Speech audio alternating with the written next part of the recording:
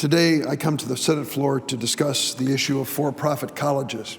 You may wonder how a member of the United States Senate takes up an issue.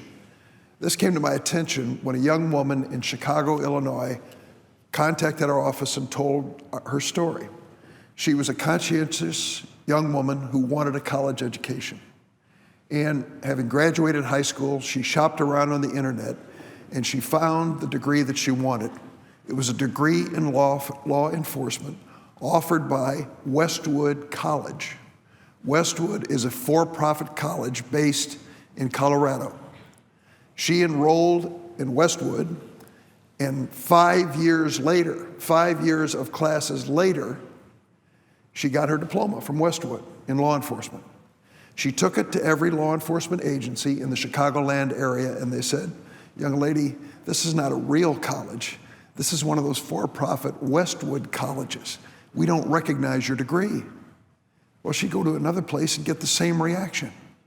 And then she realized she had wasted 5 years of her life on a worthless diploma. But that's not the worst part. She incurred a student loan debt of $80,000, and she couldn't get a job. She moved back into her parents' basement. Her dad came out of retirement to help her pay off this loan, and she's going to take years to do it. She's postponed buying her car, getting her own apartment, even considering marriage or a family. This was one personal tragedy that opened my mind. I used to drive out on the Kennedy Expressway and see Westwood University signs on these large, tall buildings, thinking, wow, this must be some university. Well, it turned out that it was part of a network of for-profit colleges and universities, which I have been researching and speaking about ever since. When I started 5 years ago, it was a much different industry than it is today. But too many people like this young lady ended up with empty promises, deep debt, and worthless diplomas from for-profit colleges and universities. Westwood isn't the only one. The biggest one, the University of Phoenix, is a for-profit university. DeVry University, based out of Chicago, Illinois, is the second largest. Kaplan, which used to be owned or own the Washington Post, depending on your point of view.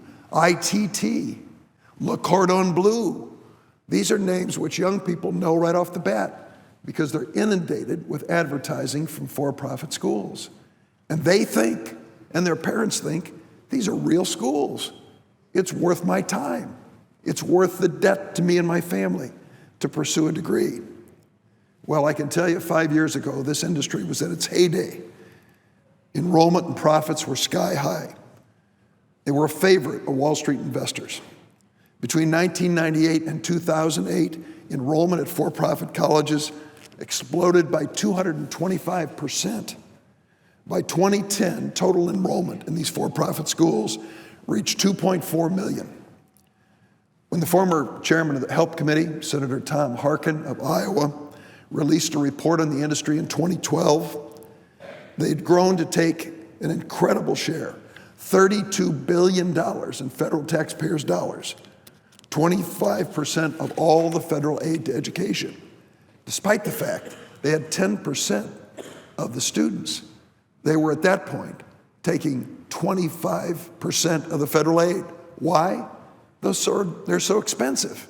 The tuition is so much higher than public colleges and universities, or even many private colleges. Meanwhile, more than half the students enrolling in for-profit colleges left without a degree, within 4 months, found themselves in student loan default. 10% of the students, 47% of the student loan defaults 5 years ago. How can that be? 47% of the students who can't pay back their student loans went to for-profit colleges. It cost so much, and the degrees were worthless. John Murphy was a co-founder of the University of Phoenix. This was the mothership of all the great for-profit college movement. Here's what he said in the Deseret News-National. They are not educators, and they're looking to manipulate this model to make money. There's nothing wrong with making money, but I think anyone making money in an educational activity has a higher standard of accountability. John Murphy, a co-founder of the University of Phoenix, is right. He explained that when they started off, as a serious venture to educate students, they soon became a company listed in Wall Street, chasing stock prices, tapping into the open spigot of federal loans, which Mr. Murphy calls the juice of the for-profit college industry. He went on to say Phoenix, University of Phoenix, was the one that got it rolling, and then all the others followed. What we have tried to do with a number of senators is to lay out the case that when we go to higher education reauthorization, we owe the taxpayers and we owe families across America the responsibility to look at this industry. What is happening here is inexcusable and unacceptable. It is unfair. 10% of the high school graduates, 20% of the federal aid education, 40% of all student loan defaults. Senator Murphy pointed to the statistic that came out today. You are in worse shape with a diploma from a for-profit school than if you drop out of school at a non-for-profit school. That is a damning statistic, just like the 40% in student loan defaults. We can't continue to look the other way. Wall Street isn't looking the other way. They are downgrading these for-profit colleges and universities because they believe this model is flawed, and they don't believe it can be sustained. Why do we kid ourselves?